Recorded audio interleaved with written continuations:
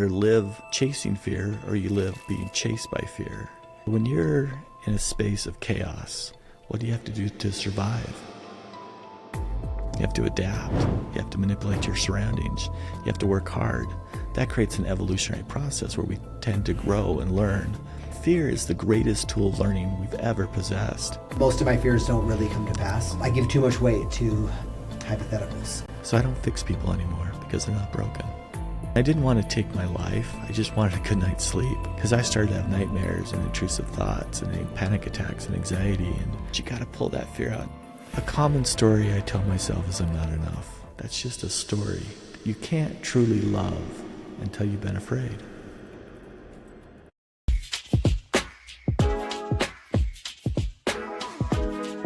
If you believe in it, how the universe shapes and guides you, if you just let it kind of walk with you instead of fight against it. So I love the analogy where the river goes, because sometimes we get stuck in the eddies and we just spin and spin and spin when there's this beautiful current flowing by us. That's true. And you can, like, when you're the analogy of the eddy I like, especially because like those things are so strong. Like Super maybe powerful. A small one you can fight against and paddle through, but also if you're not careful, you don't know what you're doing, you might just end up, Flipping your boat, Yeah. being stuck forever. Yeah, dude.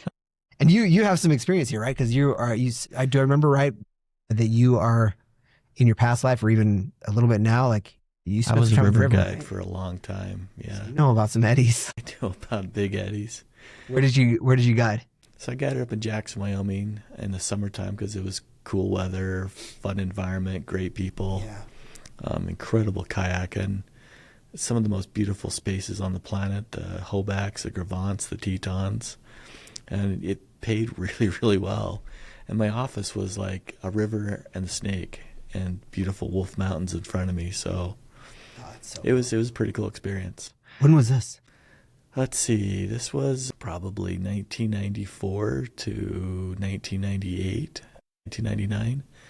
And then in the off season, I would work for the National Ability Center up in Park City. We do a couple guided trips down the gates of Lador, and then I worked at the Outdoor Rec program, which is a student-led organization where we have rental gear, but then we do cooperative trips. And so we go down Cataract Canyon and Desolation, Gates of Lador, all the southern Utah trips. Yeah. And that all led to my first Grand Canyon trip, I think, in 2011, which is kind of the highlight of every boater's career. And we did 270 miles over 25 days. That was the first of 4 trips I've done down the Grand. That's cool, man. And that's the way to do it, I feel like. If you're going to do the Grand Canyon and 270 miles, I mean, you might as well take a month, like really experience it and see it. Completely. And we're not motored. It's our own boats, all of our own gear. So everything you need for 25 days, your food, your water, your pooper, et cetera, you're taking with you. So how do you do that? Do you like, I mean, that's a lot of gear for 25 days, even if you're ton of gear, ton of beer. Yeah. Luckily that lightens up as you go, but I mean. So we do a lot of canned foods, and we pre-prep every meal, and then our freeze dry it, or what do you like to do? So usually we borrow someone's walk-in cooler, someone has a school district or a friend or a restaurant owner. We've had a couple restaurant owners.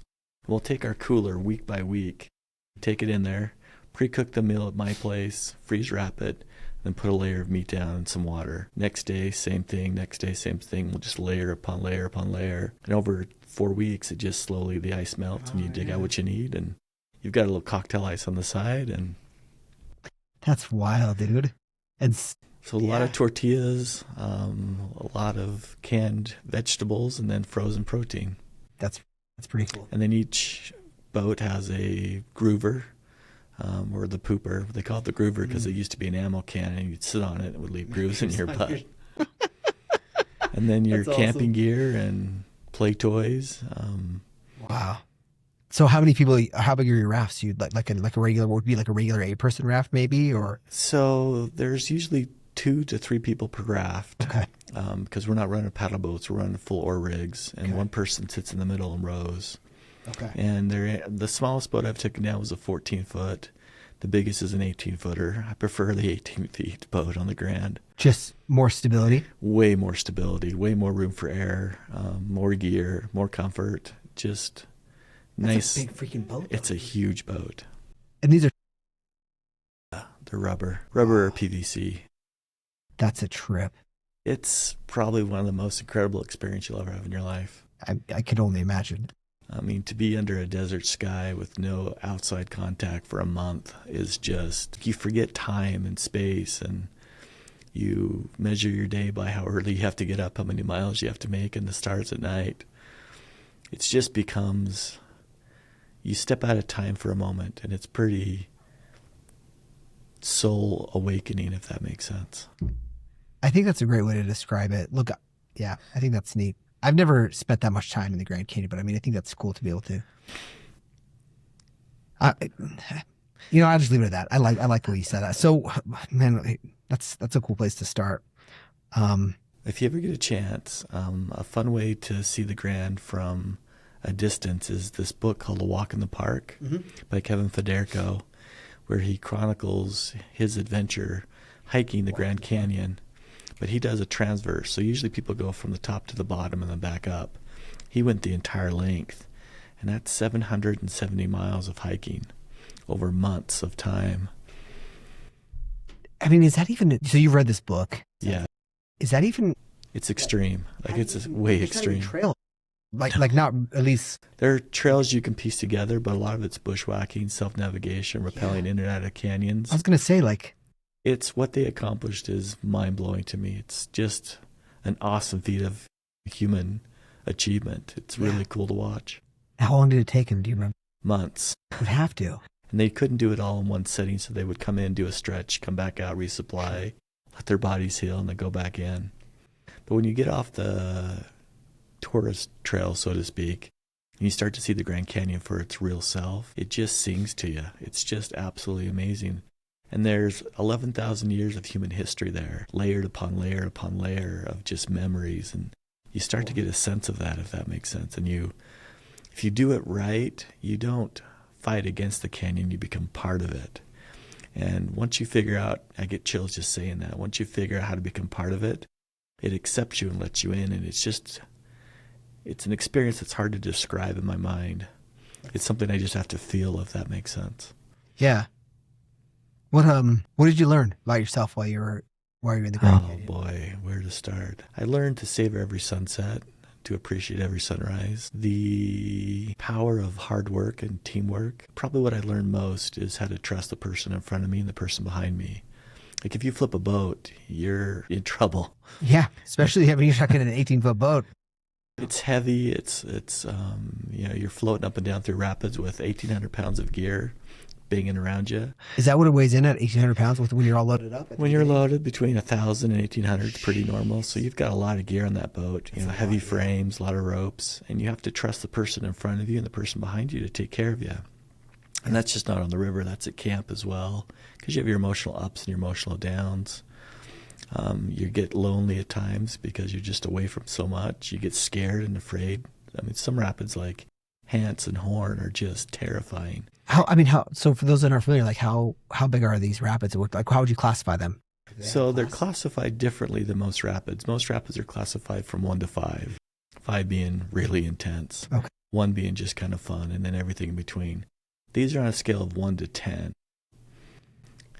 Interesting. Is that just because is it the same 1 through 5, and then there's like an extra 5 on top of it, or what? No, it's just 1 through 10, and the rapids probably aren't more than class 4 if you were to categorize them in the traditional whitewater, but because you're so remote, and the consequences for flipping a boat and for injury are so high, because you don't have a telephone that you have to get helicoptered out, it really makes you think differently about the rapids, and because they're so unique over such a vast space, you have to really be able to understand the minute details of each and every rapid. So 1 to 10 gives us a little more understanding of what to expect, what it's going to take to accomplish it. But when you're looking down lava and it's a class 9, it's like, wow, am I going to be okay at the end of this? Like, you wonder. On one trip, we had a pretty rough accident above us, and a person died in Hance Rapid. And so as we were floating to the scout, where you step off your app and you take a look, there's a helicopter flying up and down over the river looking for a dead body, and you're about to run that rapid. It makes you think. So I think friendship, teamwork, but to savor every moment of life, it's such a precious opportunity and such a gift to live and to chase your fear that To chase your fear. That's interesting. Chase your fear. Look, tell me what you mean by that.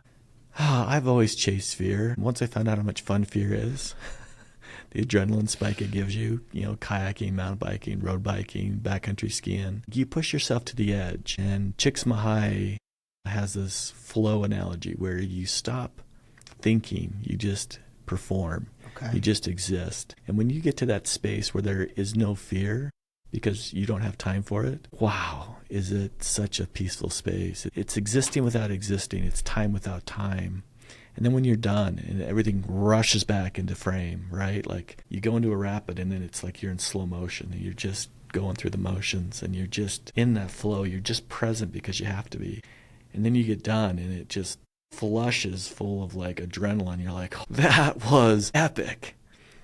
Well, you can't put that aside. You have to keep chasing it. So I just keep chasing my fear. Is it what part of it do you like more? Do you like the first part that you described when you just can't even think and I like the end. You like the end part? I like when it's over. I like the celebratory high five, looking back at what you've accomplished. And I like knowing that I'm safe. I love the planning of it, the rigging the boats, the getting ready, the scouting, the talking about it. But I'm not truly at peace until it's over. I won't lie to you.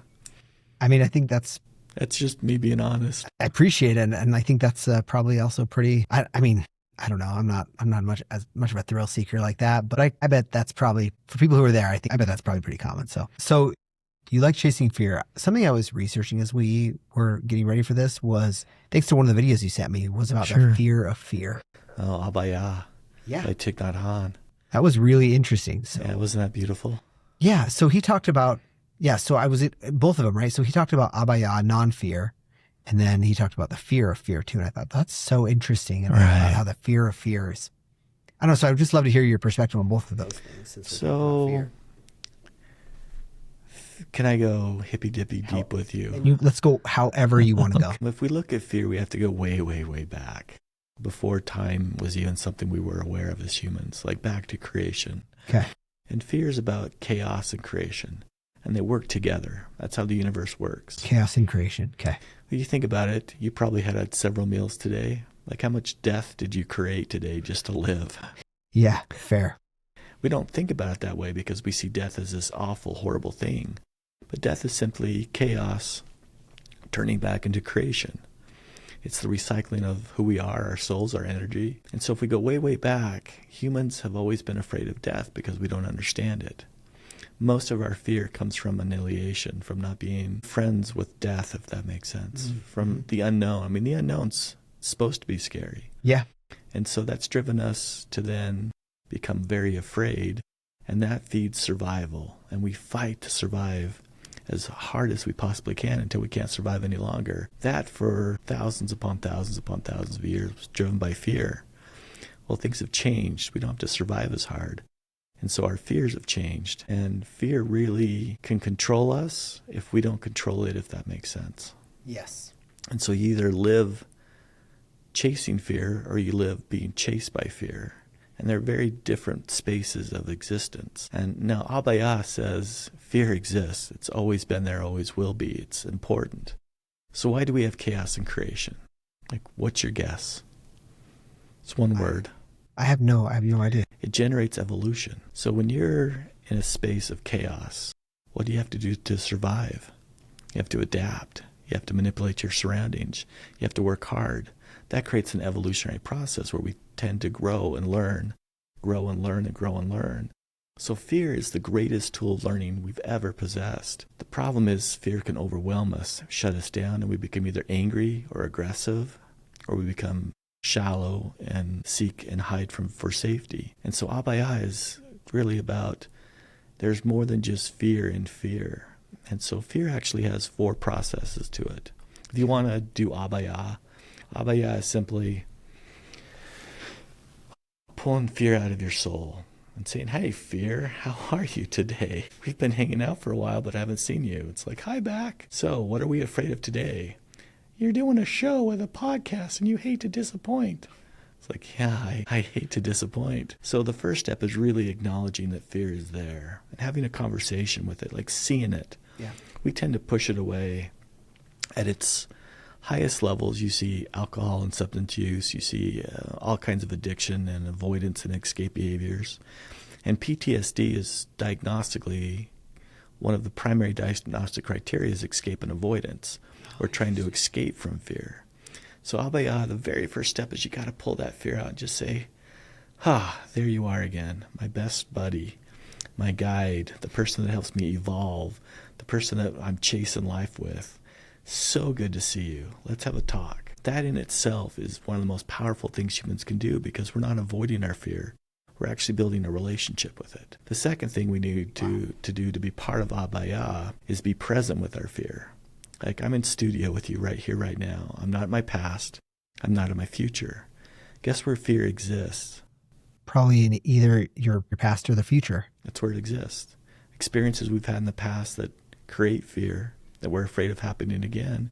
Experiences in the future that we're not aware of. And so the past and the future drive a fear.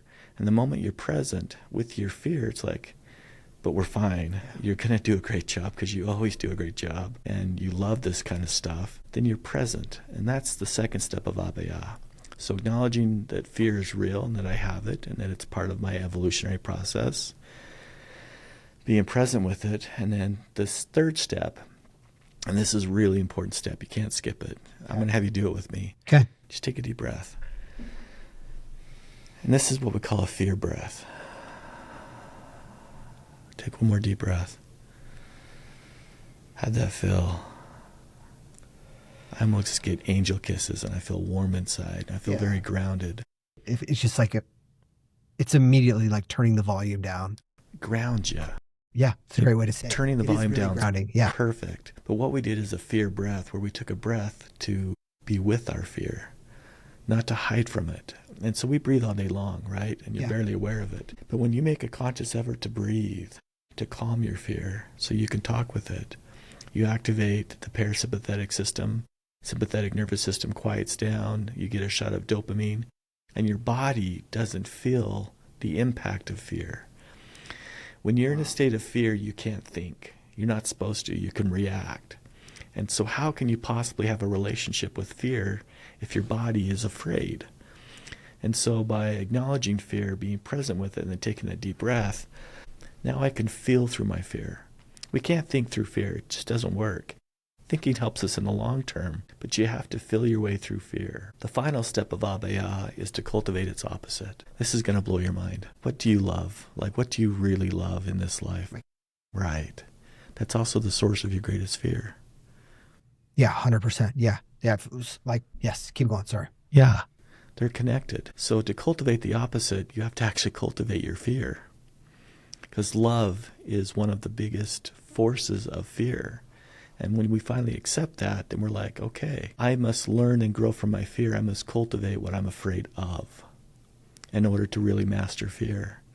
And so when we acknowledge fear and understand it, make friends with it, we're present and take a deep breath, and then we cultivate our opposite, which is relationships, companionships, things we love to do in life, our purpose, our honor, our integrity, contributing back. But most importantly, when we align ourselves with the universe, what it wants for us, and it wants us to fulfill our purpose, what our self-determined goals are. When those two align, not that fear dissipates, it changes.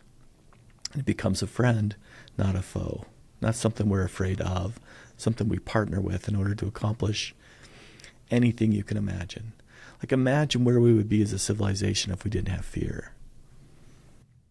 Yeah, I mean, fear is... We'd have nothing. We'd be in the Stone Age. Yeah. Fear is the fuel of evolution, but we have to contain it, and we have to learn from it. We have to grow from it and use it. And the moment you can turn fear into evolution, into energy, you can see it, understand it, have a conversation with it, make it your friend, then you can learn and grow and cultivate its opposite. You can't truly love until you've been afraid. I believe that.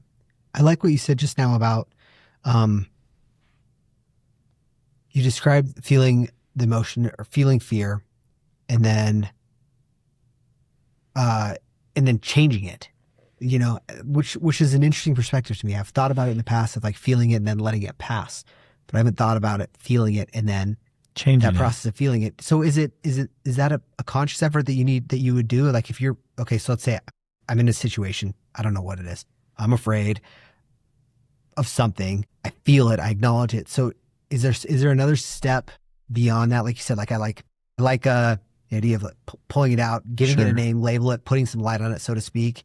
But I don't know, is that kind of act of feeling it, seeing it, labeling it, is that what changes it, or is there something else to be done to help? No, you have to put action to your fear. So the best way to learn this is to ask you a question. Please, yeah. What have you learned from some of the difficult times in your life?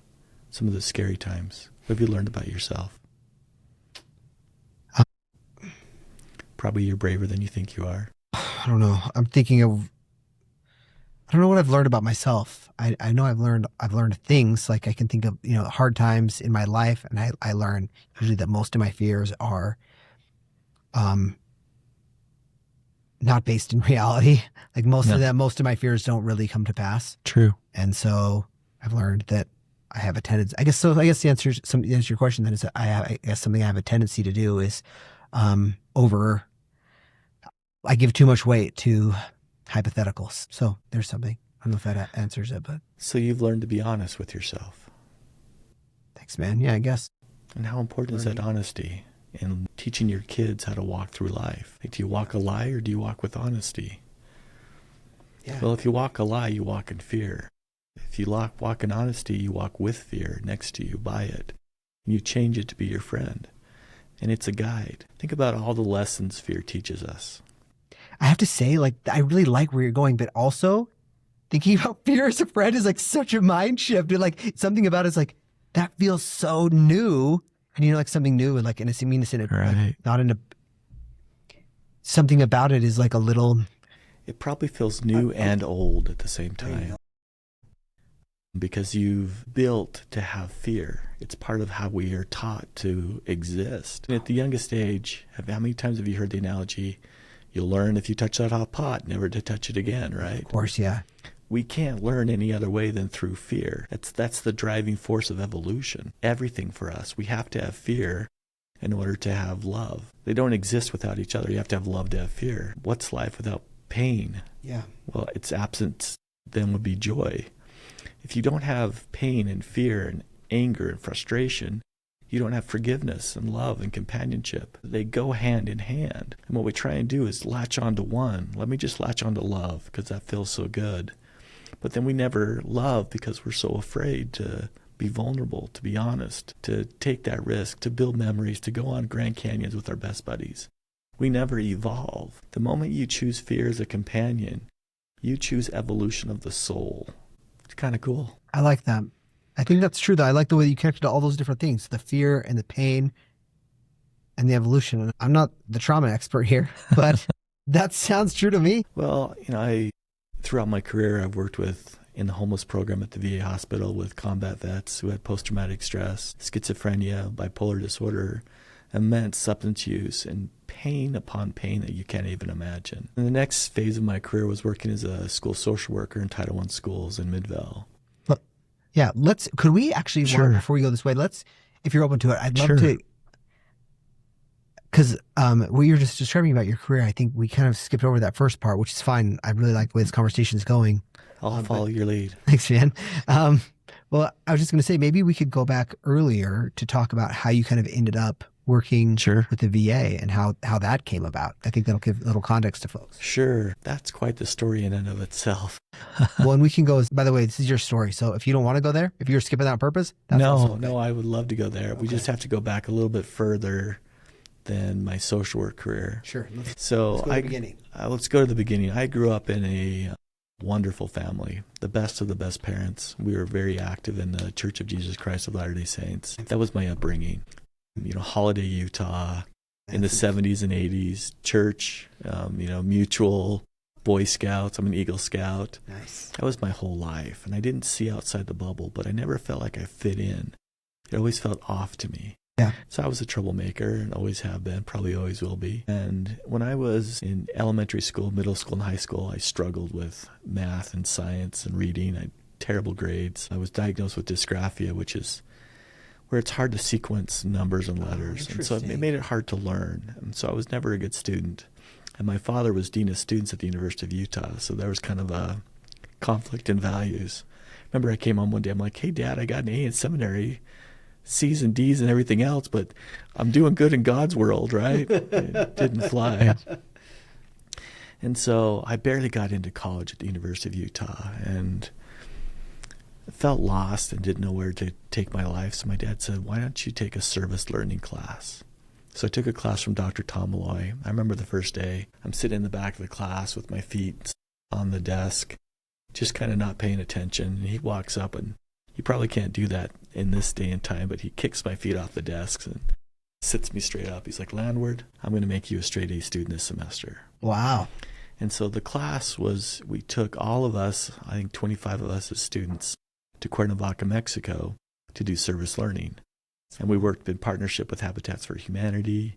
We lived with a native family in Cuernavaca. We learned the language. I got to work in an orphanage, help build a hospital, do water systems. It transformed me. Like, I got the service bug, where it's like service, if people really understood how wonderful it was, they'd give up all their money to be involved in it full time.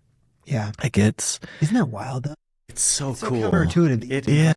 You think, gosh, I'm gonna give up my time. I'm gonna focus on other stuff, and I'm just gonna be happier than I've ever been in my life, and I'm gonna get so much fulfillment out of it because, I don't know. Keep going with your story. It's crazy because it's not tangible. It's part of your energy. It's part of your soul, if that makes sense. But it's so much wealth and service. I think that's true. I think that describes it actually really well. I'm like, I'm happy. Like, I've been chasing things that have never made me happy before, success and wealth. And I thought, I should be a doctor or a lawyer or, some high-level accountant. And I don't fit into that world. Yeah. But this world I fit into. Service I can do great. And the accolades and the appreciation and the people I met in service aren't people who judge or shame or blame. They just love you the way you are, love you for who you are. I found my family in service. So I came home and was like, God, what's next? So I went on a mission for the Church of Jesus Christ of Latter-day Saints. I went to Holland, which is my home country. Okay. And I didn't fit in there either. Too much religion for me, too much structure, too much, this is the way people should be. So I came home and I'm like, I am really lost with my life. So I did the only thing I thought I could do well was guide. Because I love guiding, had been up to Jackson many times down the river. I'm like, that's what I'm going to go do to figure out my life. I'm going to go be in nature, sleep by the river, and just take people down the river and show them a good time. It's a service aspect too. It is, because you're showing them for an hour, hour and a half, something they barely get in their life. Excitement and fun. Enough fear, but controlled, right? Just a taste of it. Okay. But you're giving them something that very few people get to have these days. Memories with meaning. Like when Photographs goes by and they take your picture and you're right at the top of the arc. You get to show, do you know how many people's kitchen rooms I'm in right now?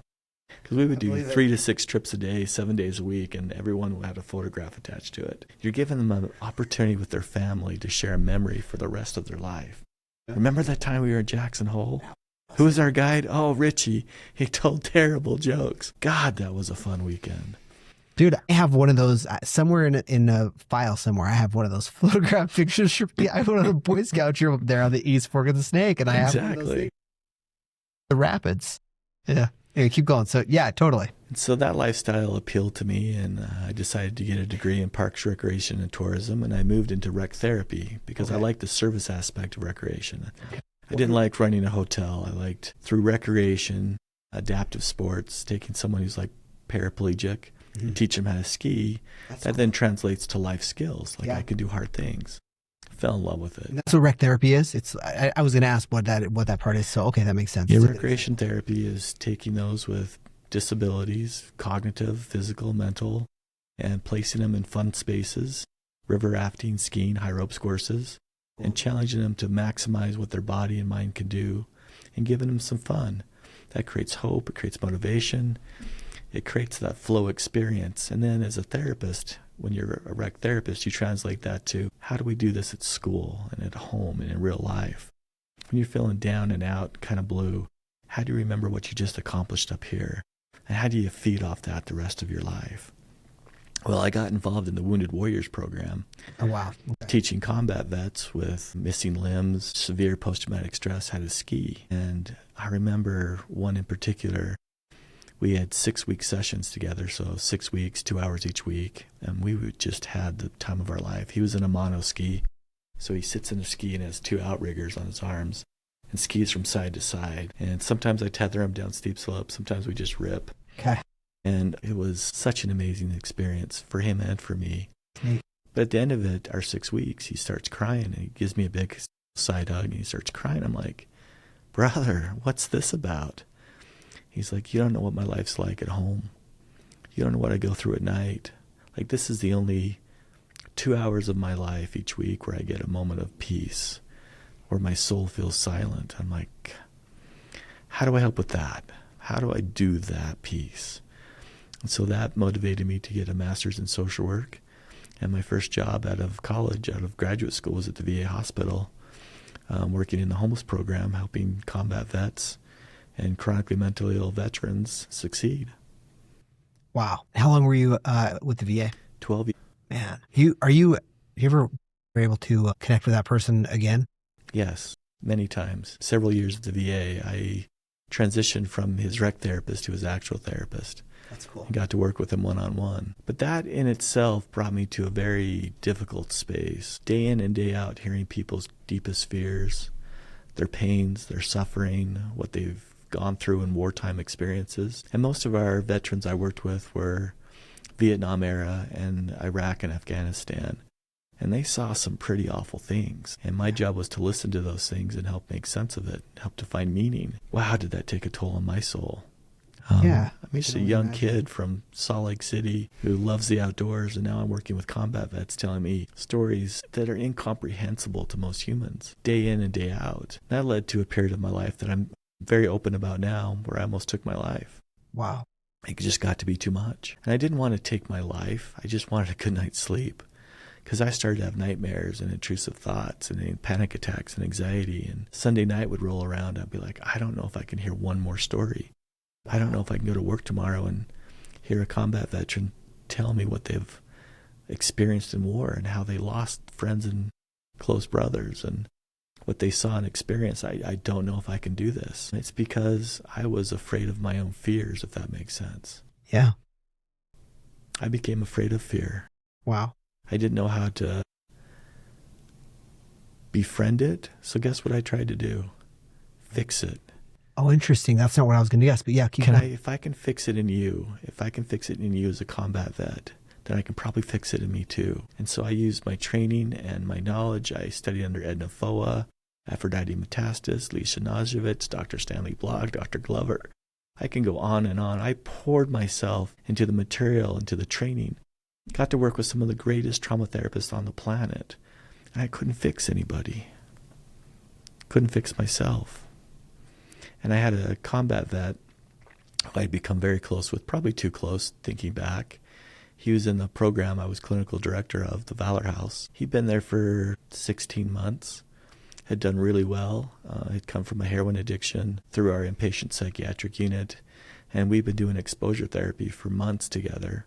He'd made so much progress, maintained sobriety, reestablished our relationships. We just had this great clinical friendship going. And about 2 or 3 nights a week I'd stay after, because I didn't have a kid yet, and we'd play cribbage together, and we'd just talk about life and what he'd learned from his combat experiences and his troubles and challenges. So he finally came to me one night and said, Richie, I've worked hard. I'm like, you have?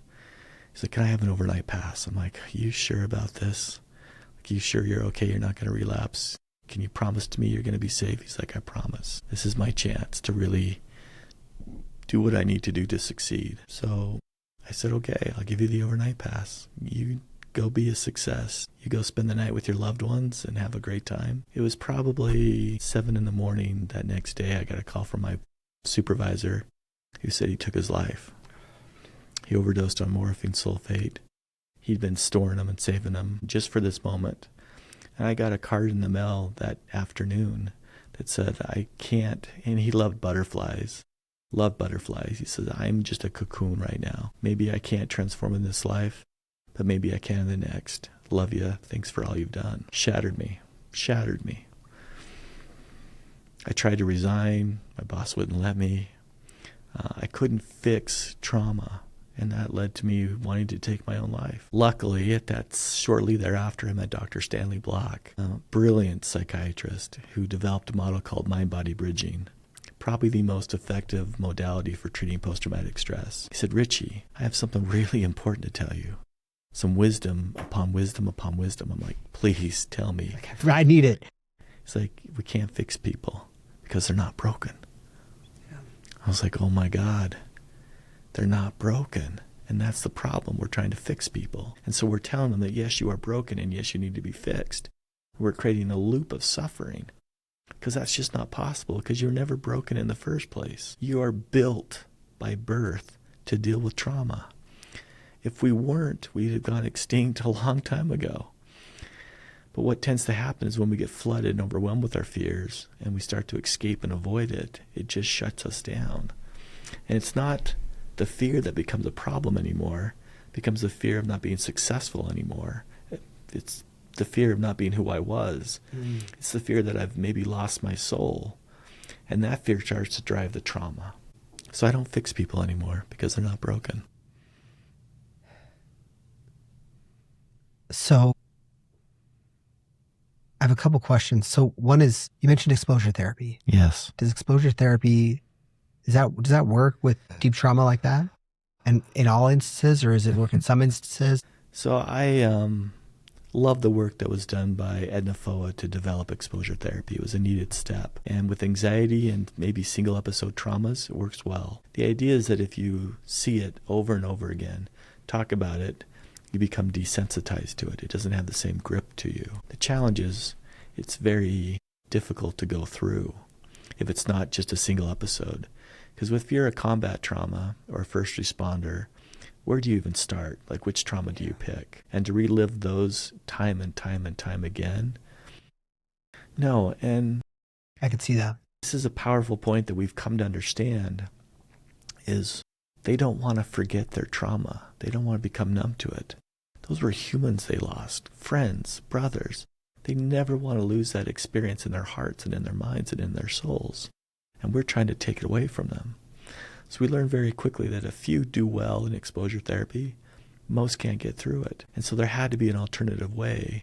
And that's when Dr. Stanley Block and I collaborated and we produced a book called Treatment for Trauma by Mind-Body Bridging, or Mind-Body Bridging Treatment for PTSD. And it changed how we saw trauma. And that came about from a lot of help from the best trauma therapists in the country. Lisa Najovitz and Edna Foa really helped us out by helping us understand the cognitive piece. What Stan brought into piece was the system of fear, because fear is a system. Okay. It's biological, if that makes sense. Sure. When you get afraid, your sympathetic nervous system kicks on the fight, flight, and freeze. And if you're a first responder, the responder self. And you go into action. Either, let's use 9/11 as a great example. Sure. Plane crashes into a building, and what do most people do? They sit and stare. They freeze for a moment, right? Sure. If you're smart, you run. If you're a first responder or a combat vet or someone that's a first responder world, you run towards it because you're trained to. Yeah. That's what separates civilians from combat vets and from first responders is they're trained to deal with trauma. But trauma is a hyper-arousal part of our body. We get excitable. Our body prepares to go into the survival mechanism.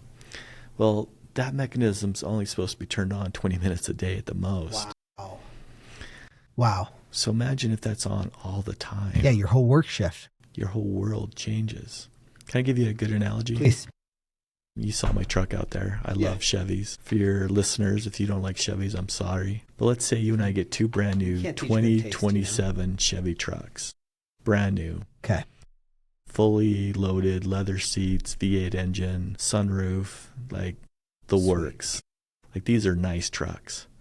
And we take them to Larry H. Miller's racetrack. We have an experiment we're going to run. All right. You're going to take your truck and redline it around that track. You can't take your foot off the gas pedal. No oil change. You can stop for gas, but not to pee. You just got to stay in the truck. And you got to go all day long around and around the track. Now, in my truck, I get to drive 55 miles an hour. Maybe every now and then I see it coming up on me, so I'll speed up and move out of the way, but then I go right back to 55. I get soft drinks, pee breaks, gas, oil changes whenever I want. New tires. I think you know where the story's going. I think so. Whose truck's going to outlast Yeah. The Yeah, longest. yours is going to outlast. I'll be burned up real quick, and then yours is going to outlast. Fear burns us out really, really quick if it's turned on too long. That makes sense. It's a good analogy. And so when we say we need to fix you, we keep the fear burn on all the time. When we say you're broken, we're going to take care of this. You never turn on that fear switch off. Yeah. When we engage in exposure therapy, we're turning the fear switch on for a long period of time. And it burns the body and burns the brain and burns the soul out. So there's a better way in which we can come across fear. And it's what we've known for generations upon generations. We're not the first humans to be afraid or have trauma. We've just forgotten what our ancestors have taught us. You got to learn from it. So help me contrast those two things then, if you don't mind. Sure. Being not trained in this at all, obviously, but the mind-body bridge and then the exposure therapy. The exposure therapy makes sense intuitively. Like I get that, but what is the mind-body bridge then for someone like me who's not aware? Sure. So can we do an example for your listeners? Let's take something that you're worried about on a regular basis. What comes up for you? Okay. Right now, I'm worried about the success of this. I'm worried about finding guests for my podcast right now. And when you worry about guests, what do you notice in your body? Where does it sit? In your chest? In your shoulders? No, right here. In your abdomen? I'm thinking about it right now, and I feel it right here. And what stories start to generate? Like if you don't find guests? Yeah, I mean, well, the deep root, if I go like a couple of levels deep quickly, it's like the fear that I'm not good enough. And that's it. Like I'm not good enough. So like people aren't going to come on this, aren't going to listen to this show. And so no one's going to want to come on it. It's all, that's where does that fear take you? Like you got kids and a mortgage. Well, yeah, of course. That's a life. And of course, like you're somewhat dependent upon being successful. Sure. And what are your expectations of yourself? That I can provide for them. Absolutely. What else? That everyone's going to love this show, that they're going to be so impressed by your voice and how you present. They're going to love me. They're going to be enthralled. And they're going to hit the like button and they're going to tell everybody in the world, this guy podcast is amazing, right? So we set huge expectations for ourselves in life in general. So we have all these expectations about ourselves, others in the world. When those expectations don't happen, and trauma is a huge expectation that wasn't supposed to happen. I should have never gotten in that car wreck. My partner shouldn't have died in here, there, the other place. Like trauma is an unmet expectation. It causes the body to tense. The mind can't think. The body becomes small, and we get caught up in our stories about the past and stories about our future that we have no control of. That then turns into nightmares, and we can't stop thinking about it, and the worry just grows and grows and grows. So somehow you have to connect the body to the mind, slow the body down so the mind can think this through. We do that through two things, source and senses. Now your source is pivotal. We've done the senses, but let's do the source. Source is something that brings you joy, comfort, happiness, peace. It's something that puts things into perspective. If I were to describe my source on any given day, it's probably three things. The first is my son, Luke, just his smile, the love he brings to my life. Like at 10, he is the coolest kid on the planet. I'm biased. Even thinking about him, you can see my face light up, right? Totally. My body relax. Now add Luke at sunrise, up top Hidden Peak at Snowbird, about to go ski fresh windblown cream, right? Now I'm at next level, because now I'm combining nature and sunrise. Imagine Luke and I on a river together, maybe Gates of Lador or Ruby Horse Thief or Jackson Hole, and he's rolling rapids, and I'm looking back at him going, wow, am I a proud papa? It's cool. That's my source. So I'm going to experiment with you.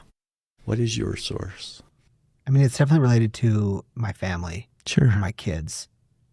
What about that? Like what specifically? Is it the love you feel? Is it what it's like to be father? Yeah, it's partner? More around providing Is it that family unit? Yeah, it's around like. And when your family's at their best, when you're a unit together, like you're on vacation or you're hanging out after work, having dinner, what's that like?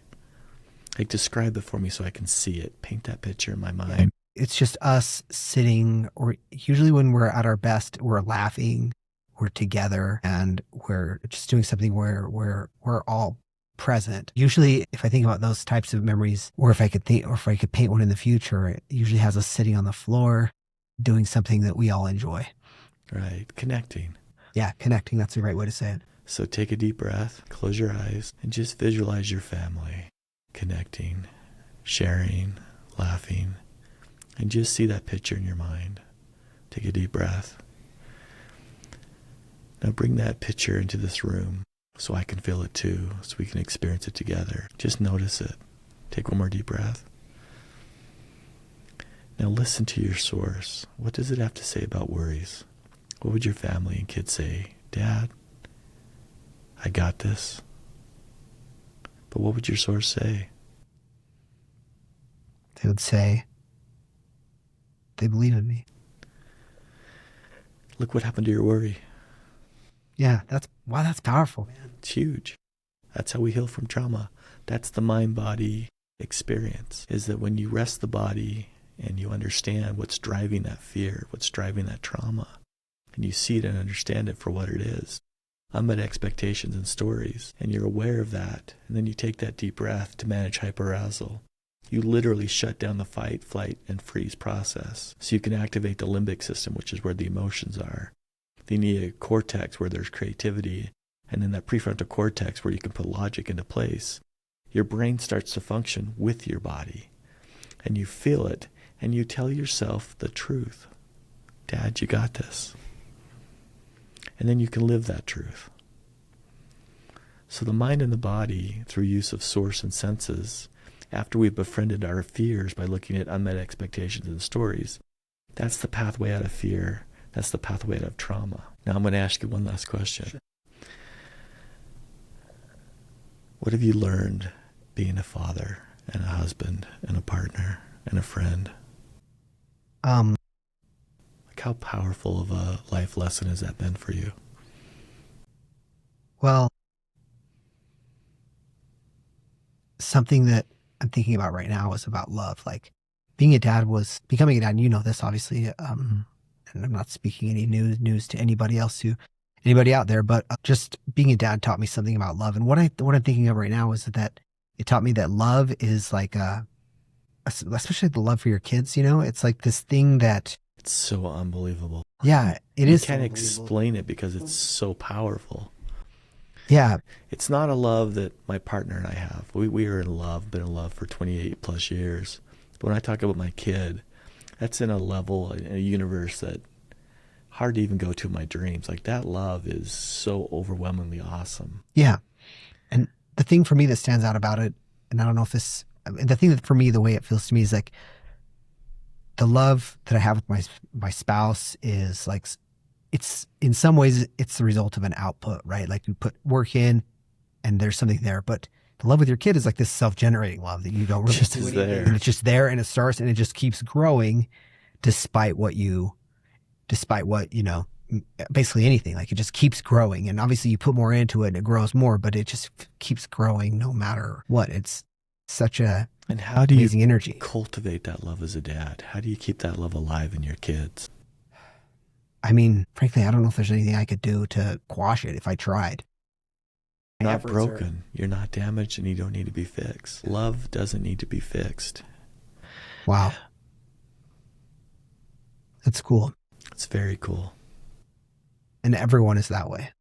Everybody is that. That's the purpose of chaos and creation, is to find love. And we balance love out by using kindness. Because love and fear, they're attached at the hip. Yeah. So kindness and service, compassion and learning and growth, they're the bridge between love and fear. They're what helps us move beyond PTSD, beyond trauma, beyond depression, anxiety, beyond life pain. If you can take your love and your fear and see them for what they are, powerful forces of creation and evolution, and then you can add kindness and compassion and forgiveness and learning and growth, there's nothing we as humans can't achieve. We are literally unstoppable. But what happens is we capture our fear, or we capture our love, and we hoard one or the other, thinking that's the way we survive, and it just causes damage across the board. This is probably a bit controversial, but I'll share it anyway. Please. I love religion. I think it's a beautiful, beautiful idea that it brings people together around service and love and, do unto me as I would do unto someone else, right? Like treat people the way you want to be treated. Yeah. It's awesome, but what happens if religion captures your fear? Like if I don't live a certain way, I'm going to die and go to hell. Well, then religion becomes your master and fear becomes your master. So religion says just love more. So if I just love enough and am I a loving, kind person, but I keep making mistakes. And so love and fear drive insanity. They drive each other crazy. So somewhere in between, you have to have something to balance those two out because they're such powerful forces. So forgiveness, kindness, compassion, empathy, those are the tools that make love and fear useful to us. Without them, fear and love run wild, and they cause us to do crazy things.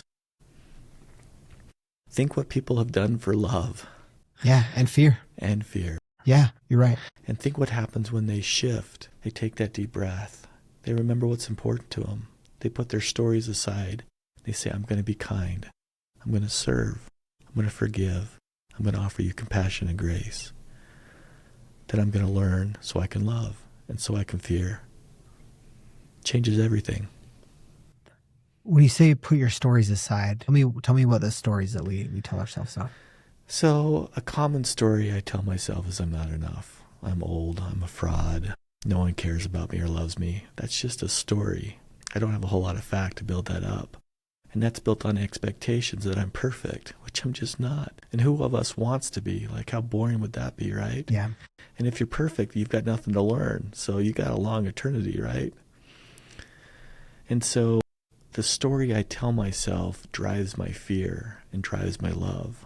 Like if I'm just loved enough, I'll finally be accepted. Or if I can control my fear, or if I can shove you aside, if I can block you out, then I don't have to worry about being rejected, right? So fear and love are driving everything for us. And it's a story we tell ourselves. Either I'm afraid of this, or I'm not loved enough. And they compete against each other, and they build off each other. And they're built around expectations that just aren't realistic. I mean, can you get through life without being afraid? Well, if you don't love, you probably could. Interesting. But they have to go hand in hand. And when they become so powerful and overwhelming, we escape and avoid, we push them away, or we over-seek them, if that makes sense. And so at some point we have to find balance. And a big part of that balance is, okay, I'm afraid today because I want to impress my guest and I want to do good on this podcast. But you always do a great job because you love helping people.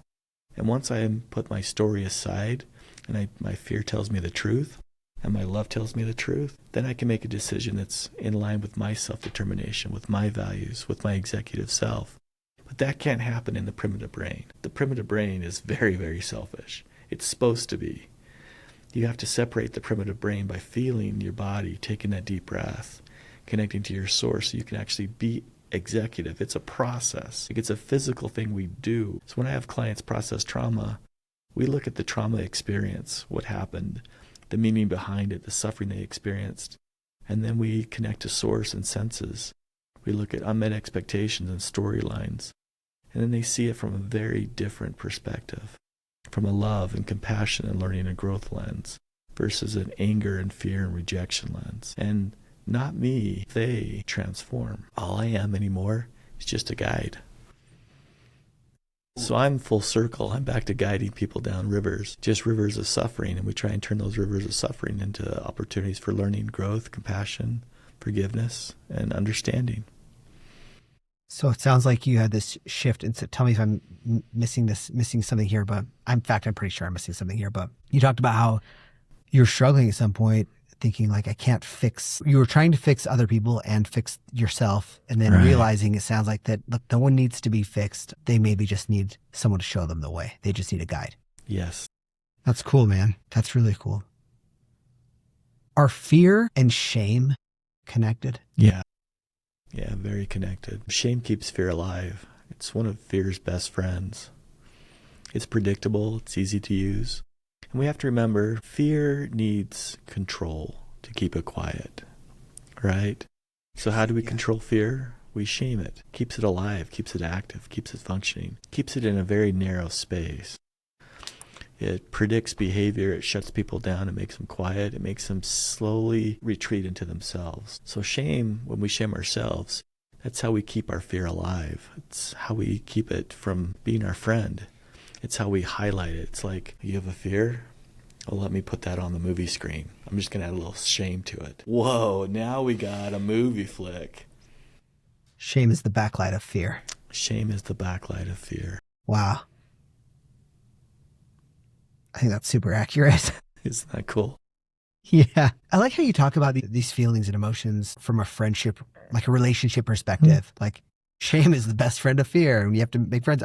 I like that because I think there's definitely a connection there. But I've never thought about it in terms of a relationship before. But, well, and if you want to quiet your fear, shame somebody else. Shine the spotlight on them. It's like, oh, I don't like watching my movie. Let's show yours. Let's shame the hell out of you. And shame makes us quiet. It makes us lie. It makes us behave in ways we don't want to behave. It crushes hope and squashes love. So fear and shame love each other. Yeah, I could see that. And so part of fear is looking at its different components and befriending them as well. Like, why do I shame myself on such a regular basis? Well, then I don't have to do anything about it. Like, if I'm always going to fail, why didn't I have permission not to try? The moment I befriend fear, I'm responsible for what comes next. The moment I'm shamed or blamed, well, it's your fault, or it's their fault, or it's my fault, and there's nothing I can do about it, so I just won't. So I stay stuck in my suffering because that's what I know. Suffering, you wonder why people stay stuck. It's because they know it, familiar with it. They can cope and function in it. Moving out of suffering is terrifying because you don't know what's next. Yeah, I totally could see that. We choose suffering even though it's painful because that's what we know. Yeah, because that's what we know. Right. Interesting. Yeah. I believe that. That seems spot on to me. You had more to say, I think, on that. Well, we also choose suffering because it's how we get attention. That's interesting. That's super interesting. Yeah. Keep going with that. When I suffer, not only does it give me permission not to take action of my life, but it gives me resources, emotional resources, physical resources. People wrap around me. They support me. I feel loved. So oftentimes we magnify our suffering so we can feel loved. But it's false, and it only lasts a short time. And so once the allure of suffering dissipates, guess what you have to do? Suffer more. Yeah. And keep suffering. And what's hard, what's the opposite of suffering? Peace or joy? Sure. Peace, joy. How much work does it take to find peace and joy in your life? It takes a lot of effort. And the moment you have it, and you and I have it, I sense that from you. I have a wonderful life, a great career, wonderful kid, really supportive and awesome partner, I have a great family surrounding me. What if I lose that? Yeah, it's terrifying. Peace and joy are directly connected to suffering. They go hand in hand. If you can't find one, well, guess what you find? Or it finds you the other. It takes a lot of work to get out of suffering into peace and joy. And once you have it, there's even more fear attached to that, because what if I lose it? Yeah. I would say the homeless vets I worked with were probably more at peace because they lost everything than those of us who have so much and are afraid to lose it. I mean, the stock market goes up and down right now like an elevator. Yeah. And it's like, oh my gosh, there's my retirement. And our stories kick in. I'm going to have to work from, I can't retire at 62. Now it's going to be 68 or maybe 72. And do I have what it takes? And can I afford college? It just drives us. Our suffering literally drives us to find peace and joy. And they just dance. But do you think there's, is there ever an equilibrium that could be reached? No. By someone? No, you can't. You're supposed to. Okay. You're supposed to toggle between the two. There's always going to be the tug and the pull. It has to happen that way. If you believe in God, or like me, believe in the God is the universe, it's the law that's been set forth. Chaos and creation work hand in hand to create evolution. Like, why does the sun die? To create life everywhere in the universe. We're just seeds from the sun, right? If things don't die, they can't be reborn. It has to happen this way. Chaos and creation have to work together. It's not that we try and change it or control it, which we do. Humans are really conscientious about controlling chaos and creation. We're really good about creating it too. You have to befriend it, understand it, make peace with it. You're going to die. So am I. Am I going to be annihilated? No, I'm going to be recycled like everything else is. What that looks like, I have an opinion about it. You probably do too. But we're not going to end. We're going to be transformed. And so suffering can be transformed into love and joy, and love and joy into suffering. It goes hand in hand. It's what we choose. It's how we choose. It's how we think about it. Trauma is not the problem. Like when we go through a traumatic event, that doesn't cause post-traumatic stress. It's the meaning and perception we attach to it. It's when we let our fear run amok. And it's when we worry that we won't have love anymore because of our trauma. Yeah. Because we're different now. We're not sure we want love in our life anymore because it hurts. Yeah. I used to do a lot of ride-alongs with Salt Lake City Fire when we were doing a research project with them. And a mother lost a child. It was her only child. She went to church, and church was very important to her. She was Catholic. Guess what happened when she got to church? I can't imagine. She saw kids. Oh, yeah, that's going to be brutal. She couldn't handle it. She had to leave. So she walked out of church, hid in her home, started drinking upon drinking upon drinking, until I finally was able to work with her because she was hiding from her fear. It was so painful. Do you think she's going to try love again?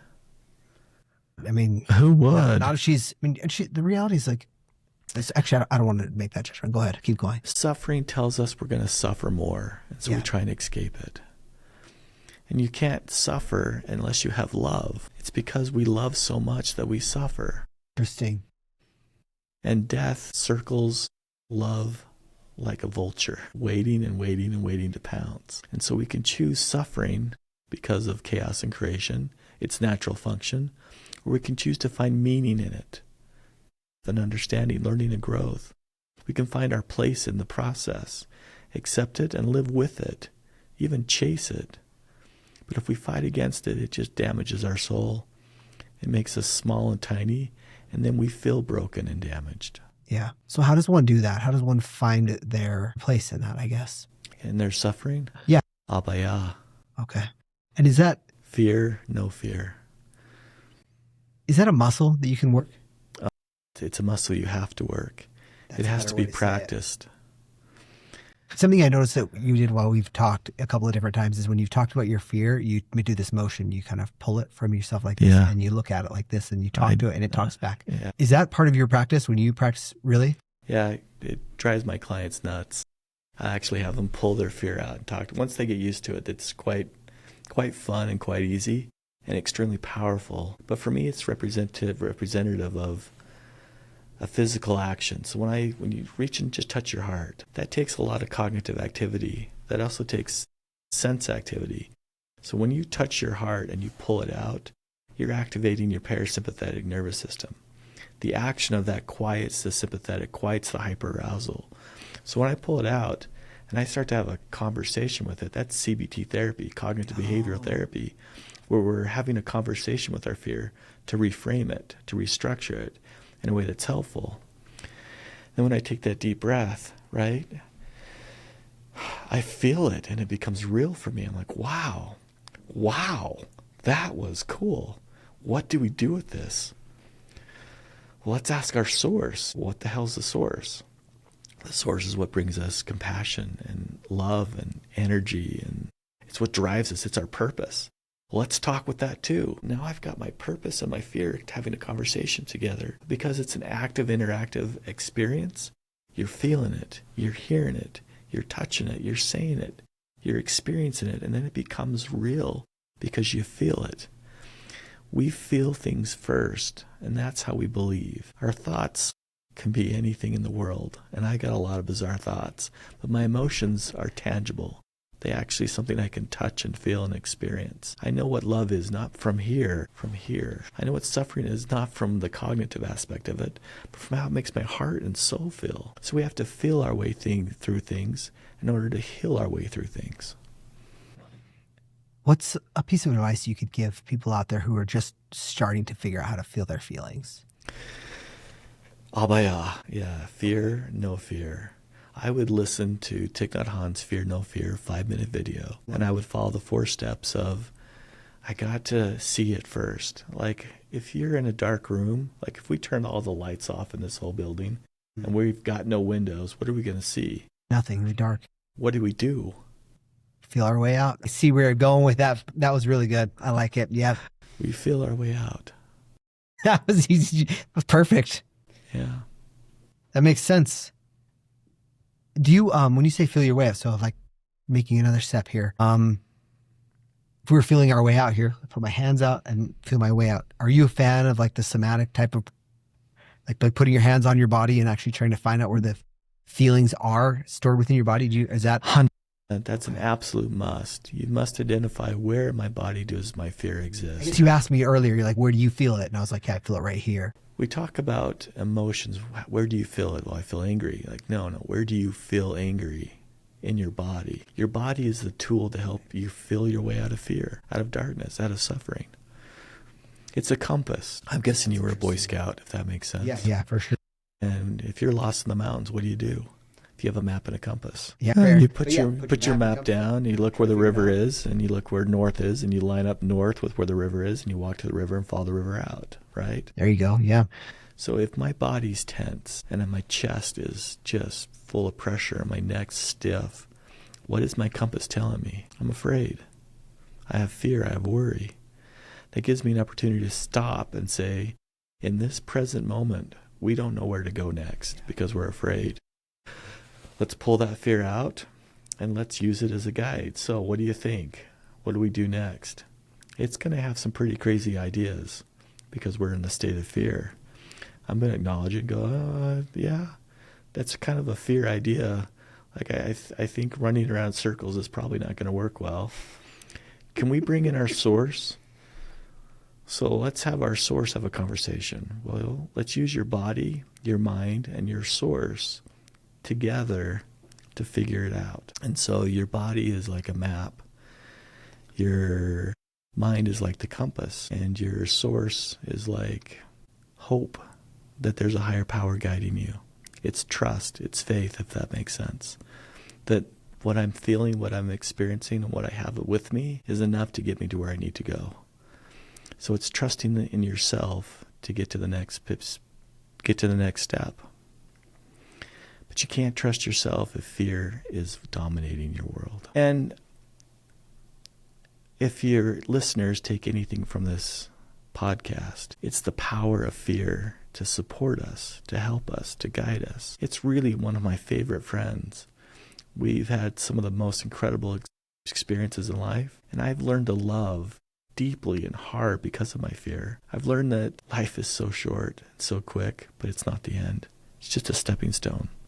One more space, one more time. It's given me courage and bravery.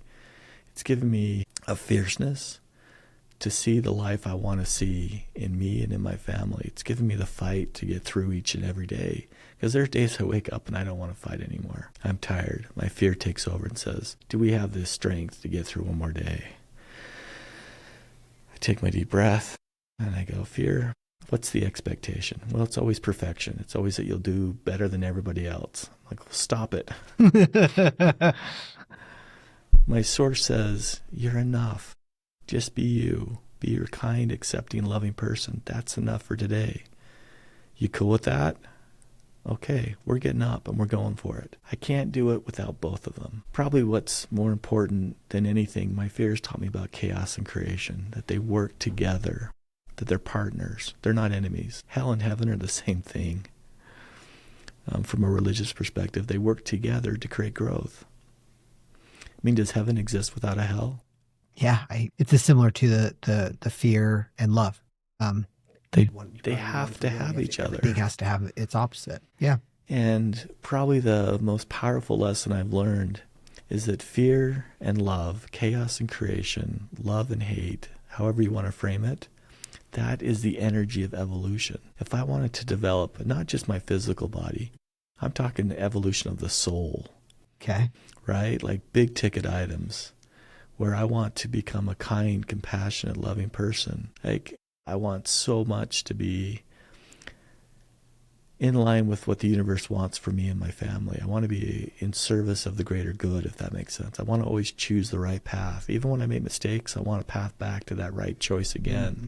Yeah. When you are in chaos and creation and you see it as one or the other, you'll either make a choice out of love or out of fear. When you balance the both, when you understand them, you make the right choice every single time. So by embracing chaos and creation, you actually embrace your life. Interesting. By embracing chaos, I think what I heard you describe is you want certainty in your decisions that you're making the right decision. And what then I heard you say is that by embracing chaos as part of that, that you're able to actually have more certainty that you're making the right decisions. Exactly. And Wow. just to put this in a big picture, Please. without chaos, you cannot have creation. Yeah. I think Without that's suffering, you can't succeed in this life. You can't learn. You Absolutely can't not. grow. You can't even love. Yeah. You must have chaos to create opportunities for creation.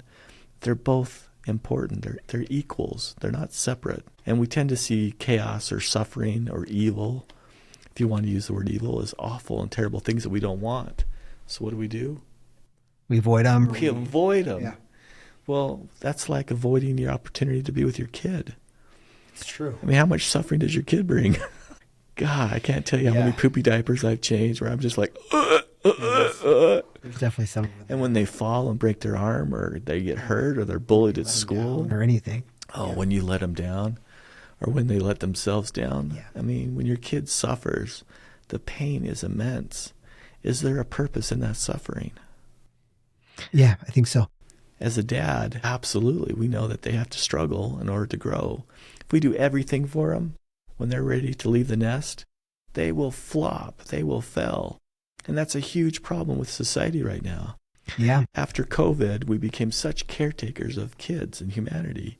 We don't let people suffer anymore, or we force them to suffer in ways they don't want to. Yeah. That's so true. I've thought a lot about this recently. Like, How do you become resilient? You get through suffering. yeah, It doesn't work any other way. it's true. Why do you think our natural tendency is to do that with kids? Like, for example, you think about all the hard things that you had, whatever they were in your own childhood, you try to remove those things for your kids. But really, those are the things that also made you who you are today. So I've been kind of struggling with this internally, at least thinking about it, like, what's the right approach then? Because I do not want my kids to have the same struggles that I had, but also I don't want them to end up building enough resilience so they can ultimately be productive members of society. This is going to sound backwards, but I tell all parents, because I see a lot of kids and a lot of families in my practice at Blue Clover. They always ask me, what's the number one thing I can do as a parent? This is a great question. I love this. And I'll say, lower your expectations. Interesting. Just lower your expectations. Let your kids suffer. Let them bump around a little bit. Let them figure things out. But if you expect them to be the best soccer player or the best ski racer or the best lacrosse player, you're going to push and control and manipulate their world. But you're not doing that for them. Yeah. You're doing that for you. Totally. Lower your expectations. That's sage advice. It's a bit controversial. Well, I mean, also when you explain it though, I mean, like, that's the question, like I said, that I've been struggling with, or like wrestling with, I should say. And so Have you? that's the reality. They have to. They have to. We all have to have some of it. I mean, it also goes back to what you're describing before with, like, we have to have to experience growth. There has to be a little bit of chaos, and there has to be some uncertainty, and they have to figure out how to navigate those things. Otherwise, you can't have the growth. You can't just only have easy paths. So one of my favorite poems comes from Kahlil Gibran, from the Prophet. Do you know that work by chance? No, I don't. Kahlil Gibran. Right down. I might even have the poem in my phone if you want me to read the full verse. If you want to, I'd love to. Yeah, please. Break Let's it see up. if I can find it. It defines exactly how I feel about. I'll just bring it up. You mind if I read this to you? Please, I'd love if you do. If a parent can only read one verse or one story in their whole life, this is the one to read. And a woman who held a babe against her bosom said, "Speak to us of children. Your children are not your children. They are the sons and daughters of life longing for itself. They come through you, but not from you. And though they are with you, they belong not to you. You may give them your love, but not your thoughts, for they have thoughts of their own. You may house their bodies, but not their souls, for their souls dwell in the house of tomorrow, which you cannot visit even in your dreams. You may strive to be like them, but seek not to make them like you, for life goes not backward, nor tarries with yesterday. You are the bow from which your children as living arrows are sent forth. The archer sees the mark upon the path of the infinite, and he bends you with his might, that his arrows may go swift and far. Let your bending in the archer's hands be for gladness. For even as he loves the arrow that flies, so he loves also the bow that is stable. My role as a parent is to be the bow, to be stable, to share my thoughts, but not create their own thoughts. To do so, I have to lower my expectations. I have to let them find their own.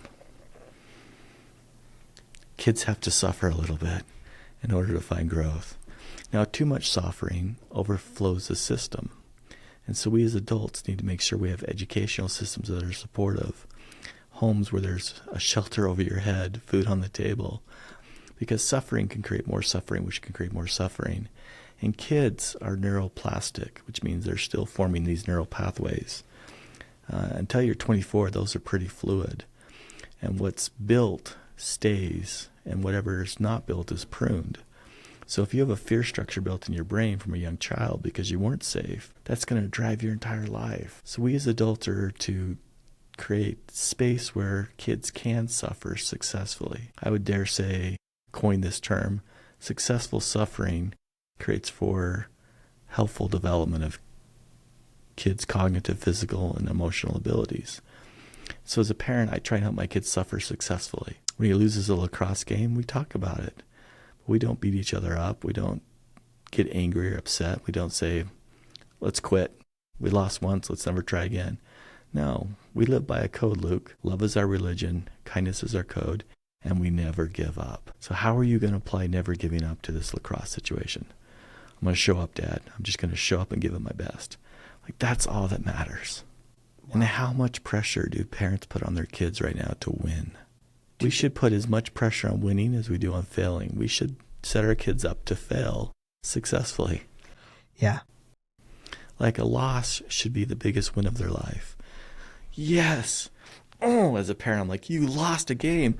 Oh, this is going to be so good when you get later in life and you fail an exam or you get rejected by a girlfriend. You're going to know how to suffer. Yeah. Cheer on the suffering. Woohoo. We don't. Yeah. We shame it. We blame it. We fix it. We correct it. We get upset at it. Yeah. Or we dismiss it. Oh, it's not a big deal. Just, we'll get him next time. Yeah, it's fine. Come on. Whatever. Yeah. We don't use it. We comfort in ways, which is, obviously you want to be comforting, but yeah, you don't let it be. We don't let it be the lesson that it could be. If you're lucky, really lucky and privileged like you and I probably are, like I am, we go through most of our life with some suffering, but not a ton. Most people go through life and that's what they do. They suffer. Yeah. And so we have to prepare our kids to suffer successfully. That's how you build resiliency. Yeah. We use this resilient buzzword all the time. It drives me nuts. Resiliency is something you do. Really? It's not something you just are. You have to practice it. Okay. Resiliency is something you do. I like that. My kid loses a lacrosse game. How do I help him become resilient? Dismiss it? Shame it? No. Okay, let's talk. I love this. Let's talk about it, right? We pull our fear out. We pull our love out, and we connect to our source, and we process it. We figure out, what can we do next time to be a little bit better? Make them move a little bit more. We analyze it, discuss it, and we have a lot of fun with it. And then we prepare ourselves. If we lose again, what's our attitude? We don't give up. So losing becomes a win regardless, and a win becomes a win. And I'm very competitive. I like that approach though, because and I could also see it as a competitive person having a desire to learn from every opportunity, because if you're only happy with a win, then you're missing You're Unless you're always winning, you're missing an opportunity a good amount of the time to learn and grow. True competitors, Olympic level competitors that know how to succeed in life, know how to fail. Yeah, I think that's true. They know how to do it beautifully. Yeah. And the greatest lesson I've learned from my combat vets, from my first responders, from all the clients I've worked with for 20 plus years now, is how to fail with grace, and how to learn and recover from my failures so that I can become a more compassionate, balanced, kind human. Like, failure creates empathy. Failure creates understanding. It creates connection. And it creates an opportunity for success. It creates the fight, if that makes sense. Yeah. For those of us that aren't Olympic level athletes, why do you think it's so much harder to forgive ourselves than it is to forgive someone else? That's such a great question. Thanks. That's a beautiful question, because forgiving ourselves creates responsibility for change. That's so accurate. I'm laughing because that's ultra simple, but also like, yeah, there's no way around that. You're exactly right. So can we sit on this for a second? Sure. Like Sure. All right. So I'm struggling with something, and I'm just like, I don't have something specific in mind, but let's say I'm struggling with something and I'm like trying to forgive myself. Yeah, that makes perfect sense, because it's easier. It's more comfortable to sit with and just stay in suffering than to realize, okay, you can actually forgive yourself and you can move on, because I'm more comfortable with suffering, because then I have responsibility to, once I forgive myself, okay, well, now what do I do with it? Now what do I have to move. That is like so much wisdom in one sentence. Would you just say it again for me? Like you said, because forgiving yourself creates responsibility for action. Oh, that's so good. That's so good. Thank you. When you forgive somebody else, what's the expectation? Nothing. Really, I think so. Like, I think like if you do something for me and then you do something to me that makes me upset and then I forgive you, then I have no more expectation of it. Like, I've just forgiven it. And what's the expectation when you forgive yourself? You don't do it again. Yeah, back to your perfection problem. But I don't so I guess that. Here's the truth. I don't expect you to be perfect, though. We don't need to forgive ourselves. Oh, that's interesting. The universe already has. Like, it's ridiculous to think we need forgiveness for making a mistake that we're predetermined to make anyway, because we're human. Yeah, that's a good point. Like, if I want to really dissect forgiveness, I'm going to have to spend most of my life forgiving myself. Like the guy I flipped off on the way here because traffic was nasty. Please forgive me. Forgive yourself for flipping. Like, I get angry. Like, the text I sent my wife today because I was frustrated with her, right? Because we had miscommunication around appointments and haircuts. I'm like, I'm racing around. Like, I'm going to spend an eternity forgiving myself for everything I do, because I make a lot of mistakes. So we're saying that if you're going to learn, you have to forgive yourself.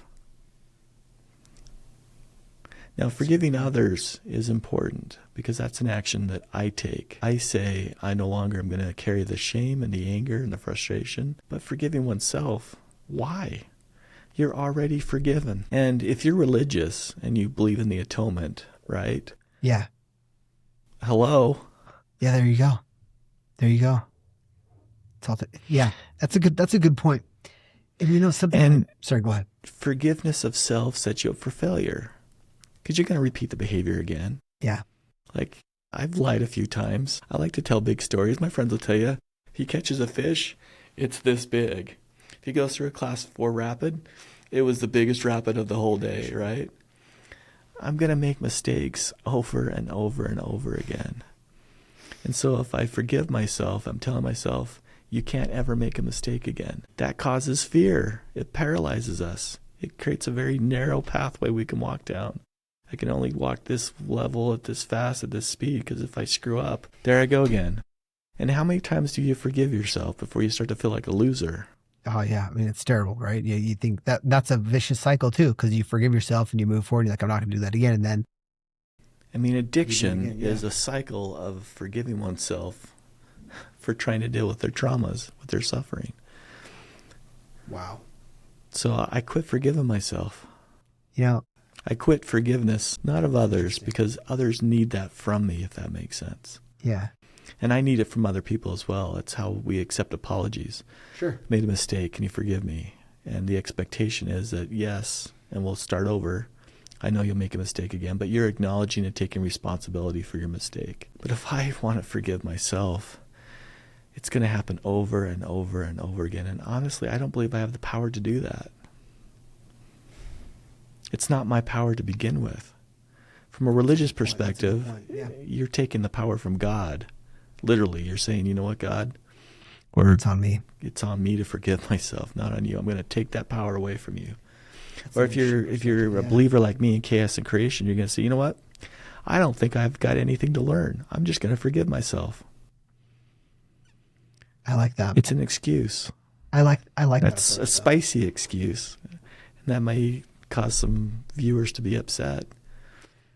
I don't think I don't think so. I don't know, you never know. I would say offer forgiveness to others. Offer learning and growth to yourself. How do I learn from this mistake? I like that. Reframing it to learning and growth versus forgiveness. Like there's something to learn here for sure, but treat it as learning versus treating it as something that needs to be. That's something I can control. That is my responsibility. Forgiveness is up to God or the universe or whatever higher power you believe in. Learning and growth is up to me. That's the partnership. Yeah, I like that. All right, I'll go with that. I'm into it. Let me think. Something else I was thinking about is, as I've looked back, like, so here's the thing. You mentioned, like, the disagreement with your partner. But like, when I look back on all my memories, like if I think about, like the argument that I had with my wife, I don't know, a couple weeks ago, I remember certain memories are like more sticky than others. And I was wondering if there is anything you could share with, like, why do I remember only that one part that I should have said that? That was rude. Because you hurt somebody. And I'm aware of, hey, this hurt. So you think that's like an energy thing? Like you can just sense it, like, because, in the moment, she's not going to tell me like, hey, that one thing you said was really, that wasn't cool, man. If I were to ask you to share me memories of your life, you would probably focus on one of two memories. Memories where you were in moments of love or moments of failure. Those are going to stick out to you. Okay.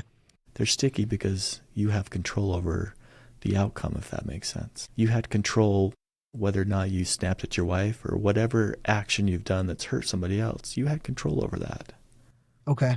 You also had control over your love. And so they stand out because we created them. We now own that memory. And so it sticks. Yeah, that makes sense. And it's because I had control over the action and I chose an action that I regret or something. Because is that kind of what you're getting at, or maybe I'm missing something along there of what it is? It sticks because it was either connected to your values or disconnected from your values. That's it. That makes sense. And values are core parts of who we are. Like, I'm sure you've seen that cute kids movie, the Emotions movie. Oh yeah. I know with Minnie Kaling in it. I know what you're talking about.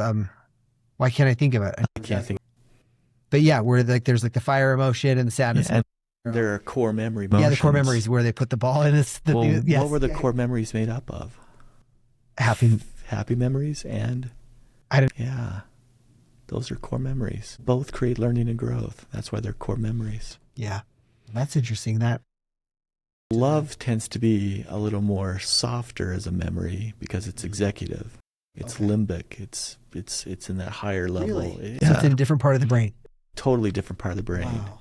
Where the failure memories, the suffering memories seem to be a little more vague and disconnected because they're in the primitive brain where you don't have the same computational space. It's very, very small. Yeah. And the way the primitive brain works, it's like a stoplight.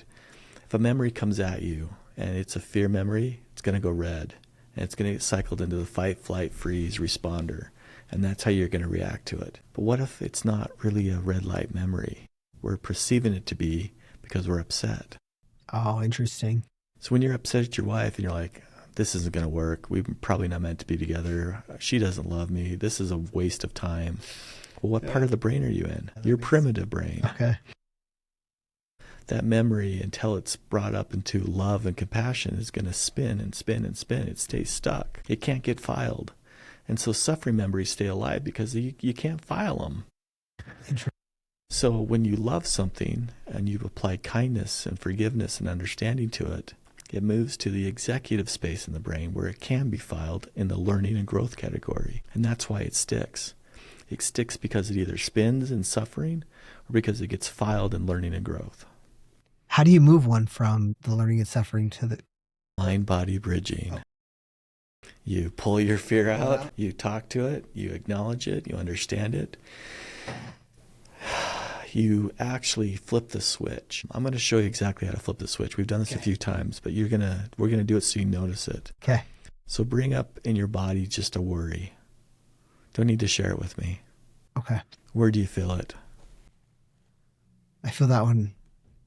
Let me think of one different. Hold on. I can think of one real tangible one that I'm like.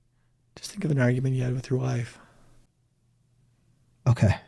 Something stupid you said that you wish you didn't had said. Yeah, I feel it right here. Right in your chest. Yeah. And what's the story? What's the unmet expectation?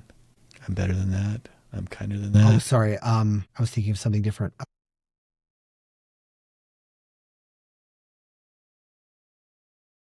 I should be a good listener. I shouldn't let him down. I should be supportive to my partner. So you say something you don't mean and it hits you in the chest and the expectation is, I should be a better partner. I should be a better listener. The story then becomes, I'm not a good listener. I'm not a good husband. I'm not a good partner, right? And you feel that in your chest, right? Well, we got to put that into your executive brain to get a different lens to it. So the first thing we have to do is rest your hyperarousal. Because until we rest your hyperarousal, it's going to spin and spin and spin. So let's flip the switch. Take a deep breath. Oh, do you feel that? Isn't that crazy cool? Yeah. Take one more deep breath. Now apply your source to it, that beautiful memory of your family, and listen to what it says about mistakes, things we do that we don't mean. What's your source tell you? It's okay. Give yourself a break. Now you're in your executive brain. Yeah. You flipped the switch. You flipped the switch. You moved a memory and an experience that you recognized in your body. You pulled it out and said, oh, here's the expectation. Here's the story. Don't like that. Let's see what our source has to say. First, we got to rest our hyperarousal so our primitive brain will release the memory. Okay, now it's released. What do you think about it? Well, I think that mistakes are how we learn. That's right. That's what I wanted you to remember. Okay, filed. I like that. It's that simple. And that's not the cure, because I don't like to say a cure because there's not a problem.